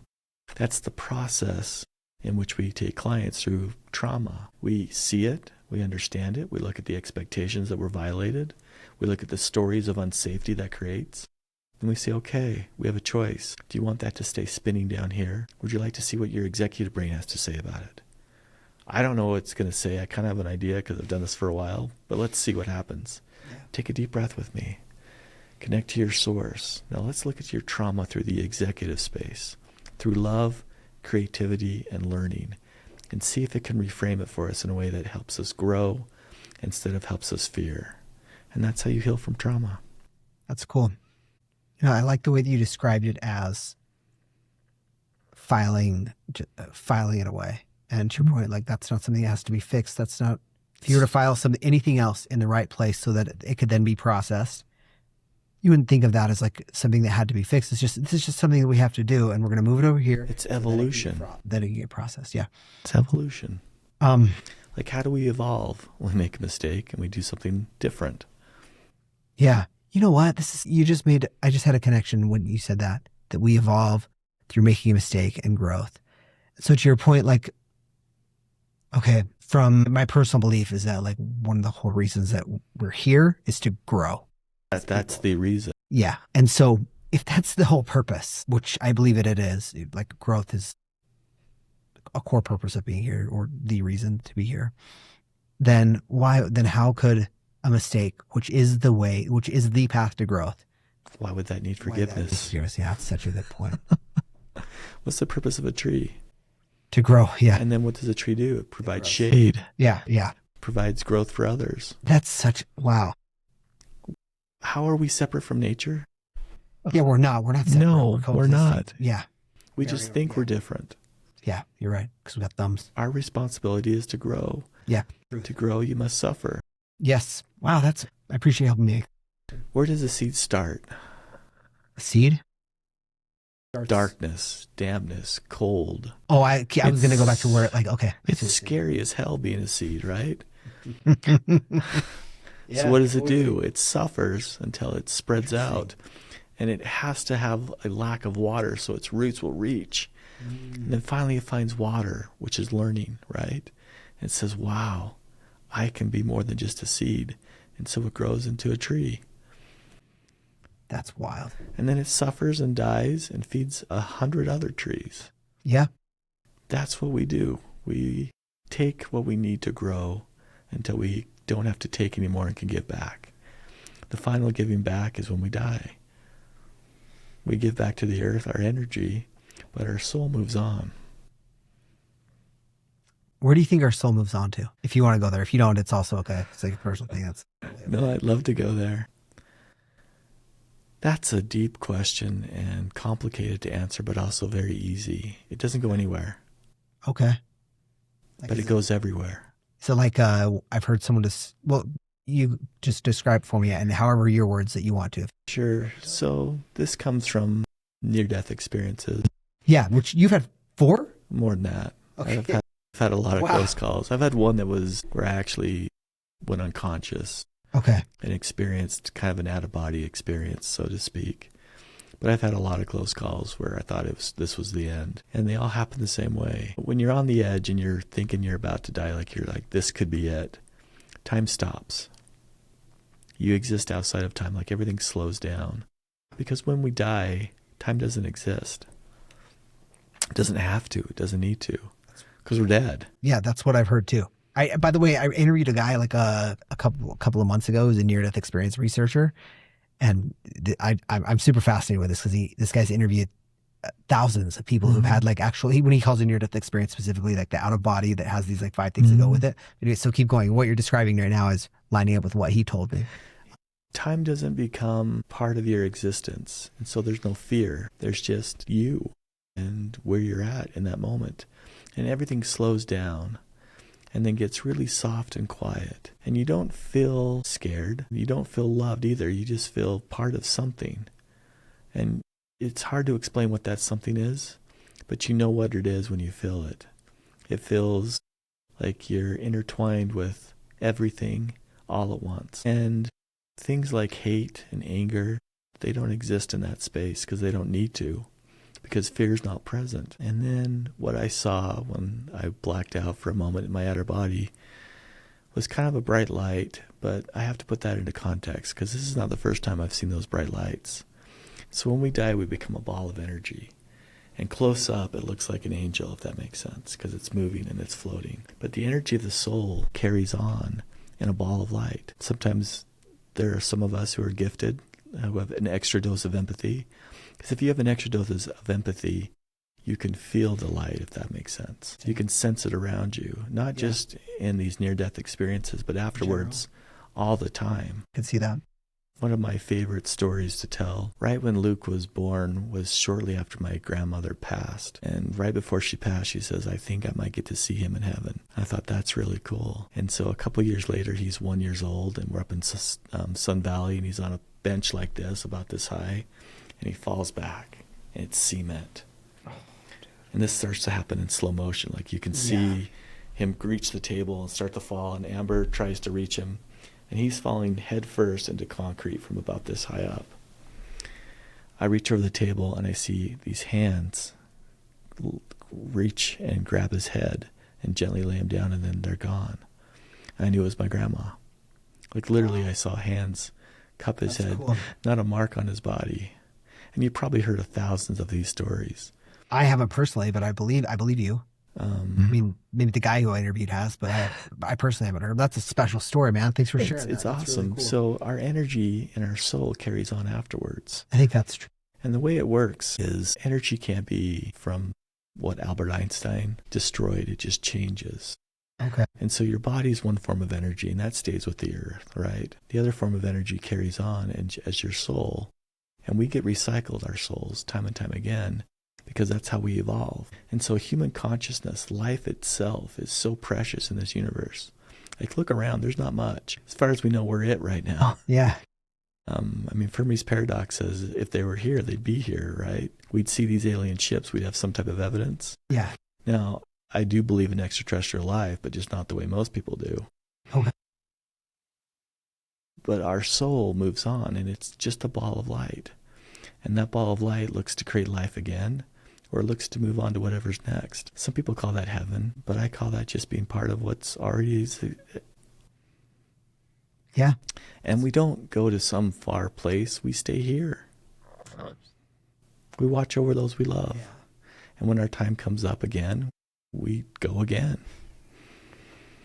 And if you think about it from a scriptures perspective, one of my favorite scriptures, and I'm not a scriptorian anymore, don't know the Bible well, but what does it say? If you want to enter the kingdom of heaven, what must you be? Reborn. Oh, yeah, interesting. Yeah, there you go. Well, isn't that reincarnation? In my word, I like the word recycling a lot better. My body gets recycled, so does my soul, so that I can be part of evolution, so that chaos and creation can keep molding me as what I am. That's cool, man. I like that. I don't know how it all works yet, but I like that. I like what you just described. Imagine stepping outside of time, because time doesn't exist when there's endless time. Like, you're not going to be destroyed. The only thing that we have, right? Well, we have it because it's linear for us. There's a start and a stop. Yeah. But if you're a ball of light, a ball of energy, a rock, a piece of dust, you go on for eternity. You may change shape, you may change form, but you're not going to change. Yeah. As energy. So we know we have eternal life. It's just in what state and what form. I believe our soul is every bit as much part of our body as it is part of our process. And chaos and creation over time has created life. Life has created consciousness. That's evolved into where we are right now as humans. And I'm going to keep evolving, changing until the next collapse. Do you think there's someone in charge out there? Or something in charge? Or do you think it is just chaos that happened? And again, I'll remind you that if there's ever anything that you say that I just don't want to go there, like I'll cut it. No, I'm happy to go there with you. I'm just trying to. I know we've brought you here to talk as a trauma expert, and now we're getting on some other stuff. I just enjoy this, and I value your perspective. Trauma is about understanding death and understanding life, and it would be irresponsible of me as a trauma therapist not to ask, what do you believe? Okay. What do you believe happens in life, and what do you believe happens after death? What's the purpose of our existence? Like, it would be, like I said, irresponsible not to take in someone's cultural background or belief systems. Sure. But I can't help as a river guide, as a ski bum, as someone who spent most of his life in nature, looking around me and saying, death is part of the process. Yeah. Like, it happens all day long, everywhere we go, in every spot. And we carry death with us. Like, when I talked about freezing those meats, well, how many pigs, chickens, and cows had to die to feed 25 people for a month? That's a good point, yeah. So it's just energy that I'm processing to live. But consciousness is different. And consciousness is what the universe is about. So the universe, through chaos and creation, creates the vessels for life. Okay, yeah.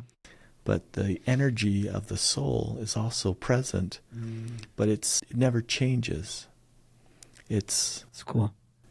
It's your soul. It's the essence of who you are. But it's a collaboration of memories over a long period of time. So I've talked about or shared with you the one near-death experience that was the closest I came to calling it quits was on the Vicarious River in Costa Rica.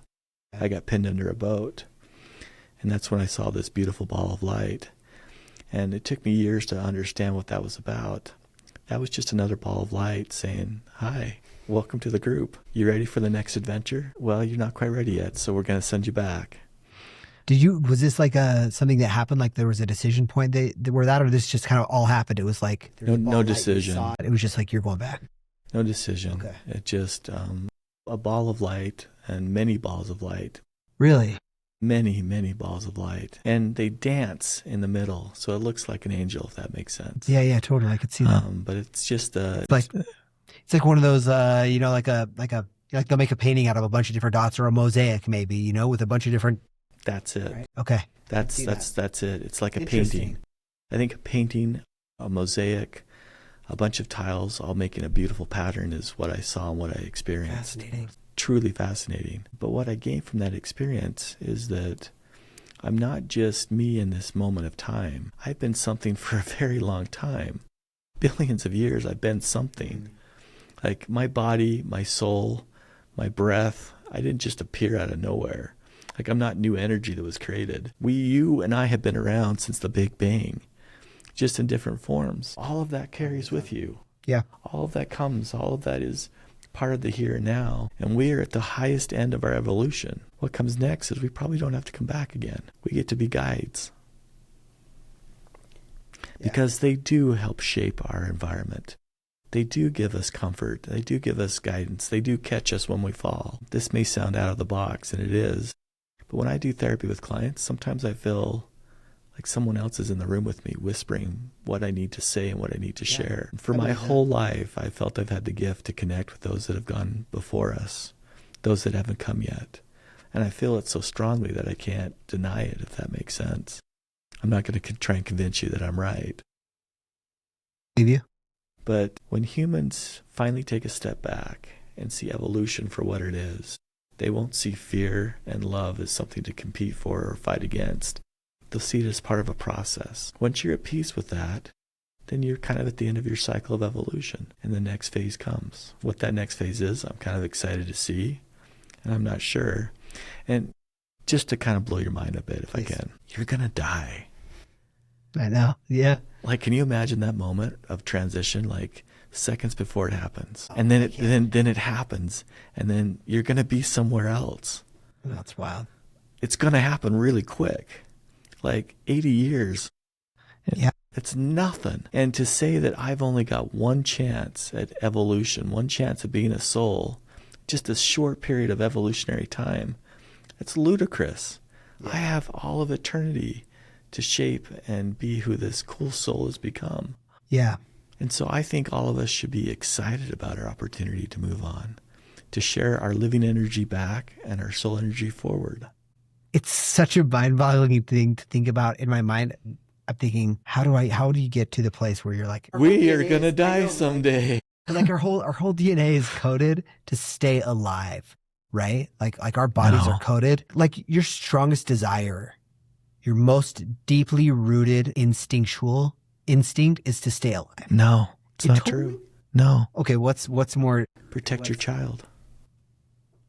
Okay, yeah, that's fair. That's fair. Okay, so those two things. So take it apart. But what I'm getting at is, so that's a really good point, because that is the one thing that Trump would supersede that. But would you die for your kid's life? Yeah, 100%, no question. But outside of that, like, and I know there are certain people who would like you die for like a cause or things like that. But like in general, like your desire is to stay alive. Like you'll do so much to stay alive. Like, why? Well, because that's how our bodies were built and designed. Like they're designed for survival. Not exactly.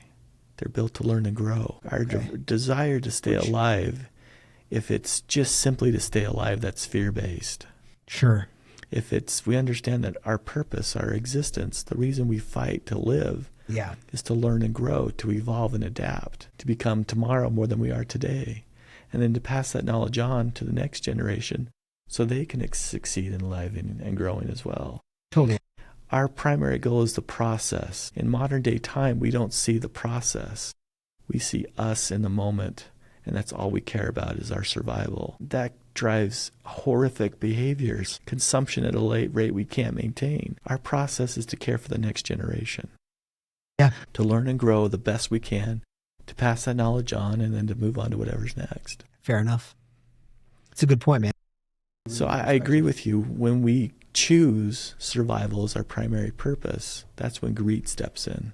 That's when survivalistic behaviors take over.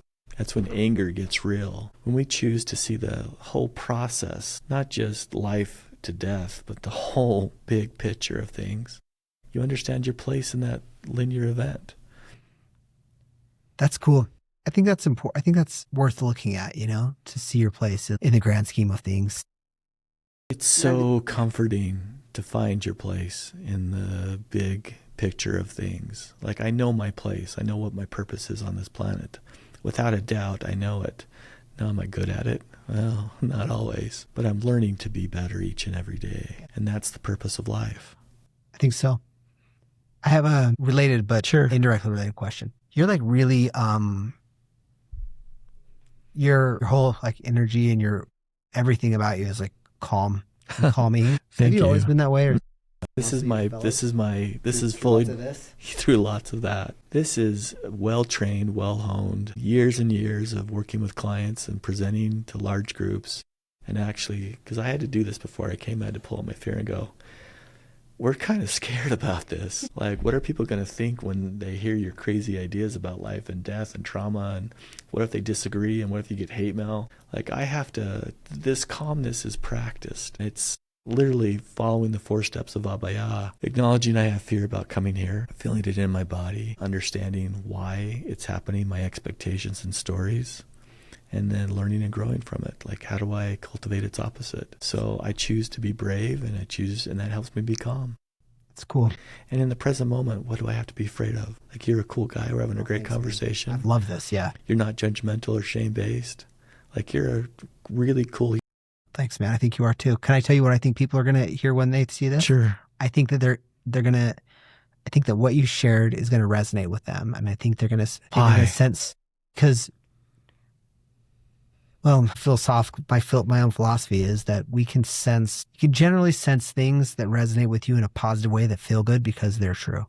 And so I think that people will sense that. And you can also sense people when they're authentic and like real. So I think, and genuine. There you go. So I think that's what they're going to sense. And, I interviewed this other guy once. We were talking about hate mail, and I was thinking about, you have to really strike a chord with someone to get hate mail, because you got to really fire someone up. So if you get hate mail, if there was hate, anything that came this way, that just means that your message is coming across, and that people are hearing something that they should probably explore a little bit more. Because, I would agree. Yeah, and you mentioned some research that you did earlier in our conversation, and Mm-hmm. I might be having a little bit of a mind gap here, but like, did you say that there was a book that you wrote with a couple of those folks? Mm-hmm. What's the name of the book? So there's a series of books. You can access them at the Mind Body Bridging Institute website at Utah State. But the 2 I worked on were the Mind Body Bridging Treatment of Trauma workbook. Okay. And it really looks at how do we flip the switch on PTSD? How do we go from that state of hyperarousal where we're negative and dark and frustrated?